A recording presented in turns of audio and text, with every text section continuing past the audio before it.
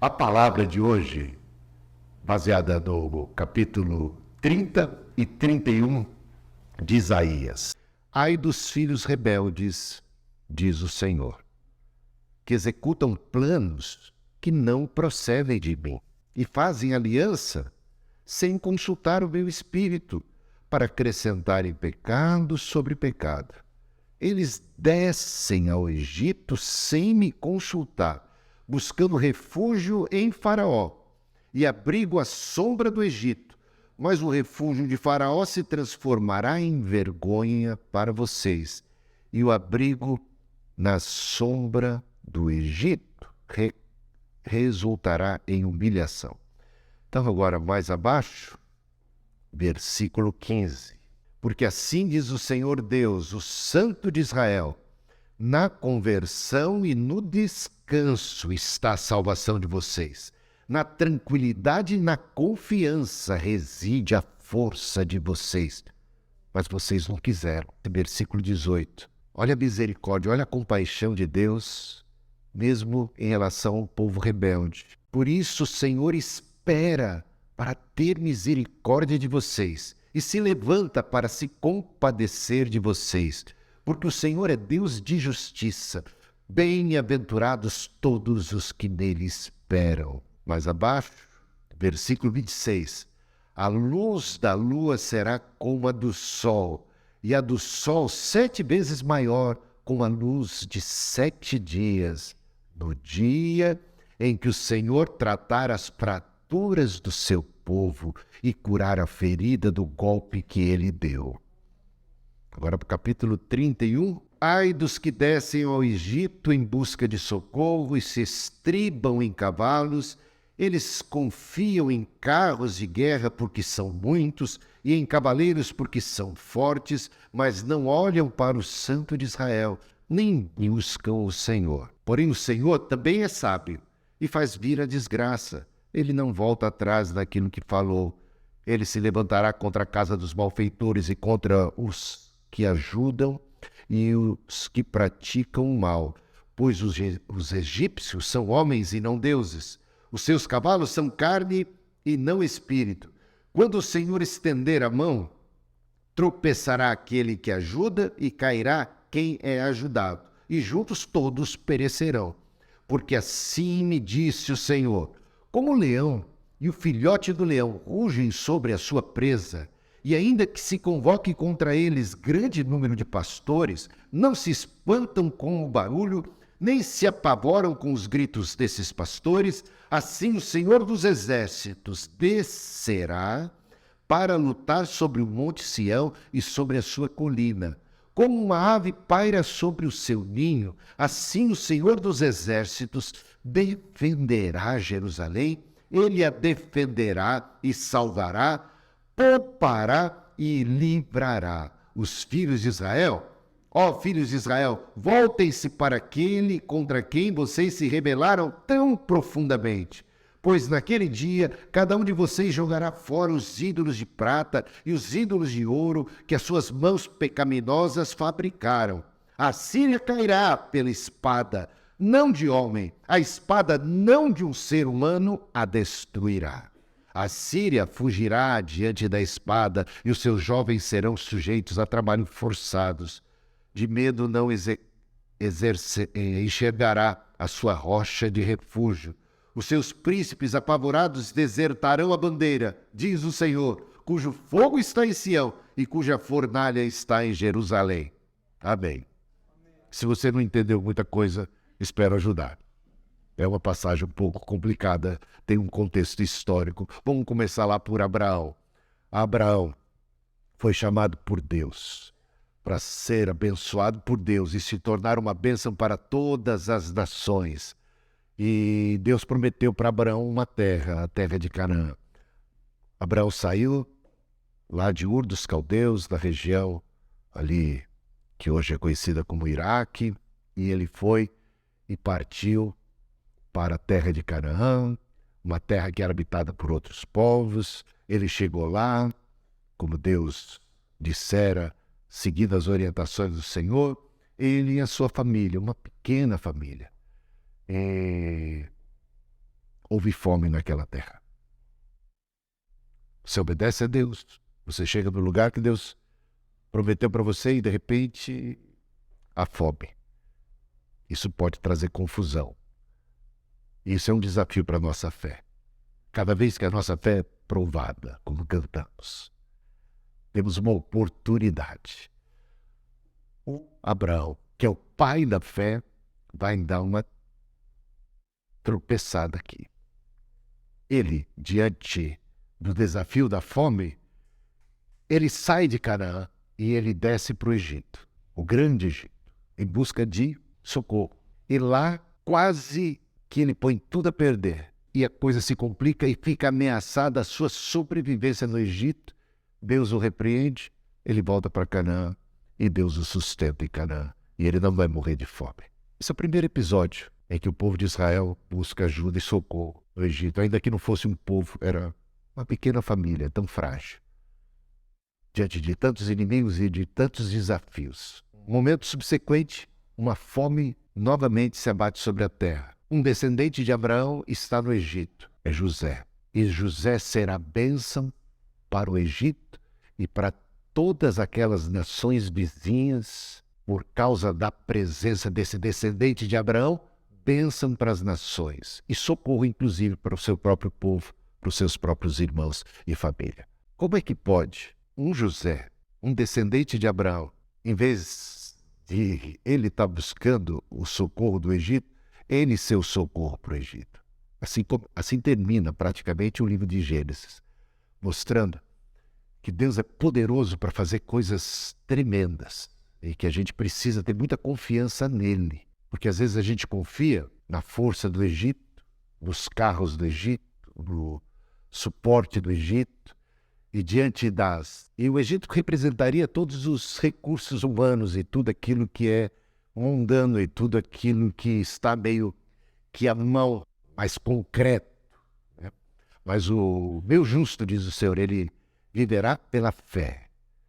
E tem várias passagens da Bíblia e eu gosto de ver como aquele pequeno povo, que é um povo travesso, que é um povo rebelde, que é um povo que nem... Muitas vezes ele se aparta de Deus, e ele confia no Egito, ele vai para os ídolos, e que Deus não abandona o seu povo e trata com o seu povo, disciplina o seu povo como um pai que disciplina o seu filho para o bem. É um ato pedagógico, para a cura. Veja toda a misericórdia de Deus aqui. E quando esse mesmo povo está diante de perigos, de ameaças terríveis, de forças como a Assíria e de forças como outros povos muito bem armados, com exércitos assim, muito maiores, superiores, Deus se volta para o seu povo, tão pequeno, tão frágil, e diz assim para eles, essa expressão se encontra nos profetas: não temas, ó povozinho. Povozinho é o diminutivo de povo. Só encontra isso na Bíblia. Nunca vi essa expressão fora. Povozinho, o povinho. Mas não no sentido pejorativo, no sentido, você é tão pequeno, você é tão frágil, mas você é meu, e eu é que cuido de você. Como a menina dos meus olhos, não temas. Ó pequeno rebanho, não temas. Eu sou a força de vocês. Eu cuido de vocês. Eu sei que você é fraco. Eu sei que seus inimigos são maiores. Eu sei que o desafio é grande. Eu sei que a fome é grande. Eu sei que há muita coisa contra você. Mas eu estou com você e eu quero que você confie em mim. Eleva os meus olhos para os montes. De onde me virá o socorro? Diz o salmista, Salmo 121. O meu socorro não vem dos montes, o meu socorro não vem do que está à minha direita, do que está à minha esquerda, do que está diante de mim, dos meus recursos. O meu socorro vem do Senhor que fez os céus, a terra, os montes, ainda sendo eu fraco e frágil. Eliseu, certa vez, o exército sírio agora veio contra ele, e encontrou o seu acampamento. O profeta Eliseu estava ali com o seu aprendiz de profeta, digamos, alguém que está, um discípulo, Geazi. E de repente, quando Geazi acorda e sai fora da sua tenda, contempla o acampamento em que estavam, totalmente cercado pelo exército inimigo, pronto para prender, matar, destruir, e eles ali desarmados, à mercê dos seus inimigos. E o Geazi acorda o Eliseu. Eliseu, meu Senhor, estamos perdidos, olha aí. O exército inimigo. E aí, o Eliseu orou pelo Geazi, o acalmou e orou para que os seus olhos fossem abertos. Em que sentido? Se você levasse o Geazi no oftalmologista, ia estar tudo bem. Ele não tinha problema com os olhos para enxergar o que se pode ver. Ele tinha problema com os olhos para se enxergar o que Deus quer que nós enxerguemos, ou seja, a Ele, o seu exército celestial, o anjo do Senhor que se acampa ao redor daqueles que o amam e o temem, para que ele pudesse ter confiança a despeito das circunstâncias. E os olhos de Geazi foram abertos. Ele olhou novamente e o que ele viu foi um exército celestial com carruagens de fogo cercando aquele acampamento. Mais são aqueles que estão a nosso favor do que aqueles que são contra nós. Se Deus é por nós, quem será contra nós? Então, talvez você precise também dessa oração de Eliseu e que os seus olhos sejam abertos para você poder enxergar o amor de Deus por você. Que Ele é seu refúgio e fortaleza. Que Ele quer te salvar, e muitas vezes é que nós não queremos atentar para o seu poder, para a sua graça. Nós tememos, porque não estamos devidamente confiando em Deus e no seu amor e na sua provisão, né? E, bom, aqui a gente volta então para esse texto. A Assíria Gente, se você for no Museu Britânico, é interessante, parece que eles pegaram tudo que tinha lá trouxeram para dentro daquele museu.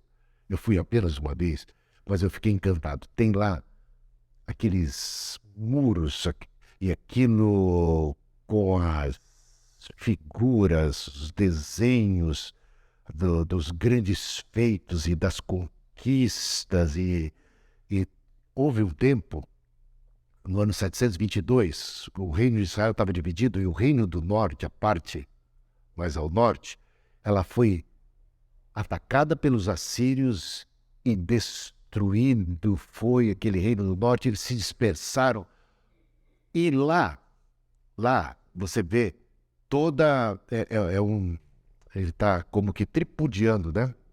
O rei e os assírios tripudiando em relação a essa vitória que eles tiveram contra o reino do norte. Era uma poderosíssima nação, destruidora. E agora o reino do sul estava à mercê desse mesmo inimigo terrível. E aí vem a palavra do Senhor. Por quê? Porque Deus está chateado que mais uma vez, diante da ameaça, é povo de Deus que já experimentou tanto livramento, tantos feitos portentosos do Senhor em favor dele, livrando da escravidão do Egito, conduzindo assim poderosamente, sustentando, abrindo o mar, fazendo milagres impressionantes. Agora, diante de uma nova ameaça, eles, em vez de recorrerem a Deus, de buscarem a face de Deus, eles estão ignorando a Deus. E estão buscando o socorro do Egito, uma aliança com o Egito, levando muitos presentes. Os embaixadores de Israel levam muitos presentes para fazer um acordo com o Egito, e o Egito está interessado em fazer esse acordo porque quer colocar Israel entre ele e os assírios e depois descartar, é claro, né? Deus está chateado, é por isso que diz. E aí a gente recapitula ali o que foi dito no capítulo 30 e no capítulo 31. Olha como Deus está invocado, né? Por quê? porque é uma desfeita que o povo está fazendo. Ai dos filhos rebeldes, diz o Senhor, que executam planos que não procedem de mim. Isso pode ser aplicado na nossa vida. Quantas vezes a gente vai fazer um plano, ou tem um plano, e a gente não consulta a Deus? Ou a gente não quer saber o que a palavra de Deus diz a respeito. A gente não busca orientação. Há caminhos que aos homens parecem caminhos bons, mas o seu fim não é necessariamente o melhor. Só Deus sabe o que é melhor.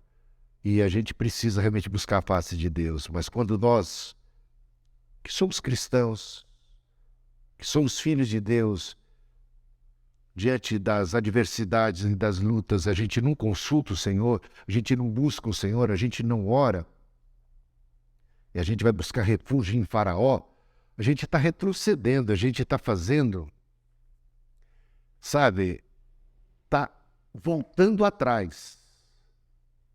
Deus tirou a gente do Egito, digamos assim, né? O povo de Israel foi liberto do Egito, e agora a gente, diante de uma nova ameaça de um povo inimigo, a gente volta para a escravidão do Egito, a gente volta para fazer uma associação com o Egito. Isso vai redundar em quê? Olha o versículo 3. Em vergonha. Em vergonha. Em frustração e vergonha. Em humilhação, é o que diz. E aqui o versículo 15, que é muito lindo. Aliás, eu estava até esses dias aí conversando com a Jane, com o Paulo, e eu falava desse versículo que para mim fala tanto ao coração. Porque assim diz o Senhor Deus, o Santo de Israel, na conversão.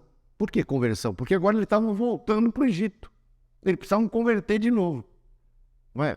Quando a gente está num caminho certo, a gente não precisa de conversão. Mas quando a gente abandona o caminho certo, e agora a gente toma um rumo errado, a gente está na direção do Egito, então é na conversão, é na correção desse rumo, na conversão, no voltar para Deus, que está a salvação, que está a salvação de vocês. Na tranquilidade, porque o que faltava para eles era tranquilidade. Por que não tinha tranquilidade? Porque eles se sentiam à mercê dos inimigos, abandonados, com um joguete nas mãos das adversidades, dos problemas e de qualquer outra coisa. E quando a gente se vê diante de forças que vêm contra nós, que são muito maiores do que nós, e a gente não confia em Deus, o que a gente fica? Ansioso, aflito, angustiado, nervoso, desesperado. A conversão e no descanso está a salvação de vocês. Na tranquilidade, isso não é minha responsabilidade. Jesus disse, não andeis ansiosos por coisa alguma. Eu cuido de vocês, o Pai cuida de vocês. Cuida dos passarinhos, cuida das plantas, quanto mais não cuidará de vocês. O problema é que a gente às vezes não confia no Pai. Ou não confia na sua existência, ou não confia no seu poder, ou não confia no seu amor, não confia no seu cuidado. Na conversão e no descanso está a salvação de vocês, na tranquilidade e na confiança. Isso aí é a palavra-chave. É a confiança em Deus que vai nos dar descanso.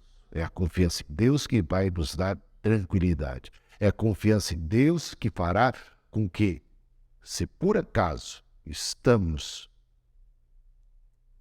fora do rumo, que sejamos colocados no rumo certo. O problema aqui é que eles não quiseram.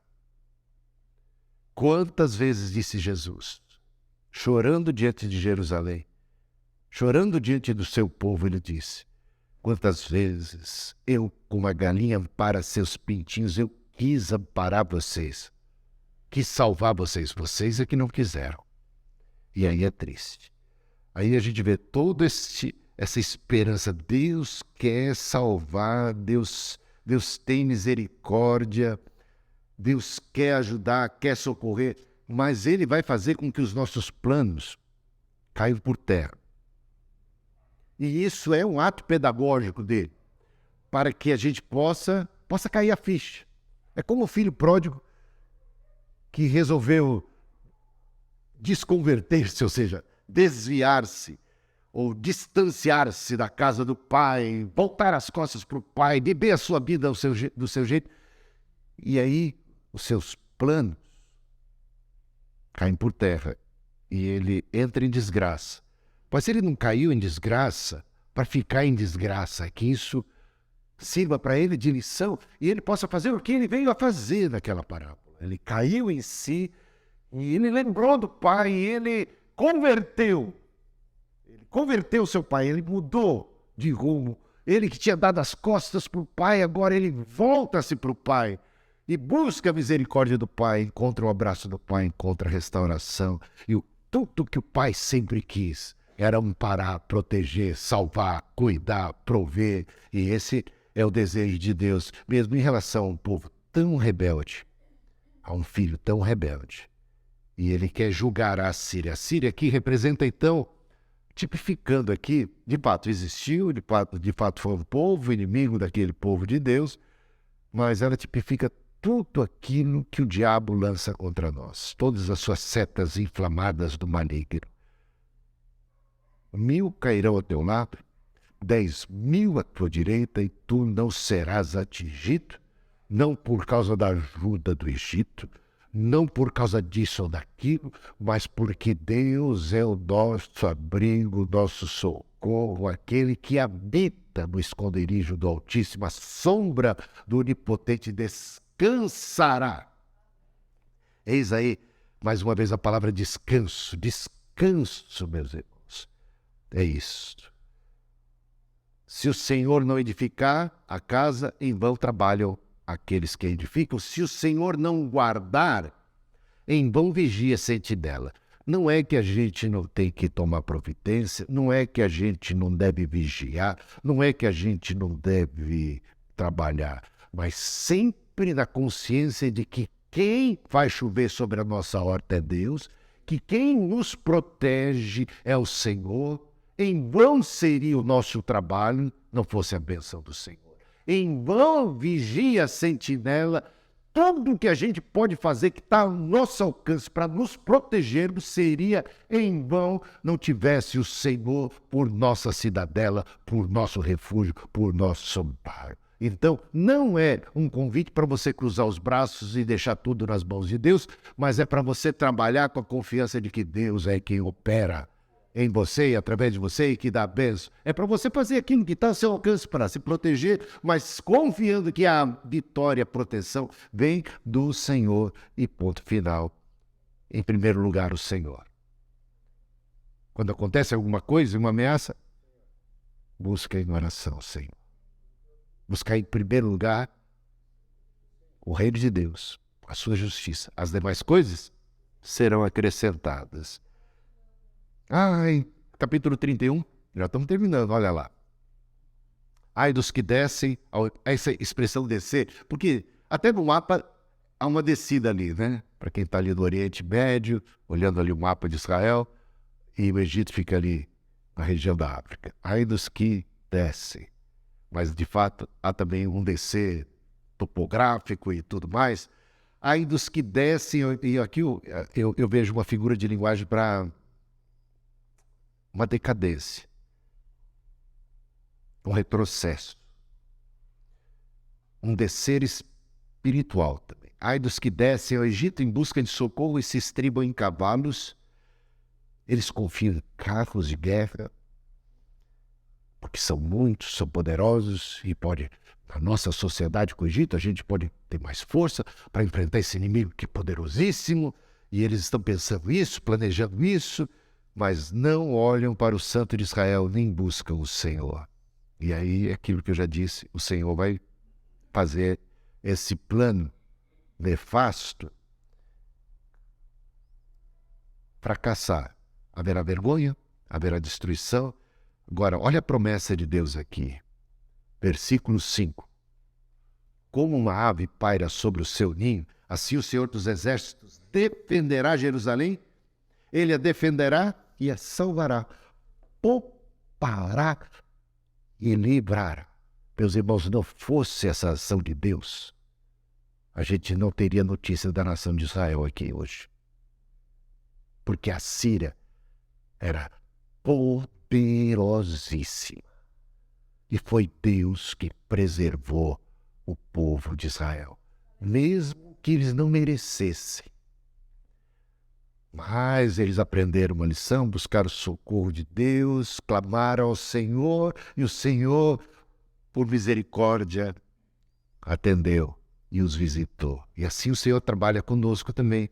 Mesmo quando a gente é rebelde, Ele vai disciplinar, e se a gente se voltar para Ele, clamar e buscar, Ele vai ter misericórdia, porque tudo que Ele quer é ter misericórdia e compaixão de você, que você volte para Ele, busque o socorro dEle e Ele vai te salvar. É isso. Ó, filhos de Israel, voltem-se para aquele contra quem vocês se rebelaram tão profundamente, pois naquele dia cada um de vocês jogará fora os ídolos de prata, ou a confiança em outros deuses, outras coisas, porque ídolos podem ser tanta coisa. Até essa confiança no Egito é uma espécie de idolatria. E os ídolos de ouro que as suas mãos pecaminosas fabricaram. A Síria cairá pela espada, não de homem. A espada não de um ser humano é que vai destruir a Síria. É a mão de Deus. E tem uma passagem aqui que eu pulei, deixa eu ver. Essa parte aqui, versículo 4.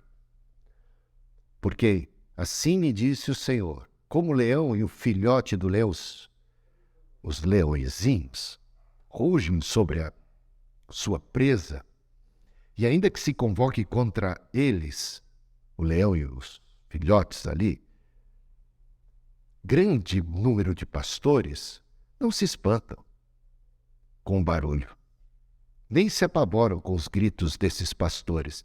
Assim o Senhor dos Exércitos descerá para lutar sobre o monte Sião e sobre a sua colina. O que ele está querendo dizer? Que quando Deus se manifestar para salvar o seu povo, não tem para ninguém. Ele não vai ficar espantado com a força dos assírios ou com qualquer potência armada, com qualquer coisa que seja assim, assustadora para nós seres humanos. Não, para Deus. Ele vai ali e vai defender, e vai cuidar, e vai proteger. Como uma galinha para seus pintinhos, como uma ave e sobrevoa o seu ninho e a protege. Assim o Senhor seja para mim, para você, força, refúgio e a nossa confiança em Deus, do sossego, no descanso, na confiança, na salvação de cada um de nós, confiança nele, na força dele, e que a gente possa fazer diferente do que muitas vezes o povo aqui fez, que a gente possa querer, que a gente possa olhar e que a gente possa buscar a Deus em primeiro lugar, encontrar nele refúgio, graça e força. Amém?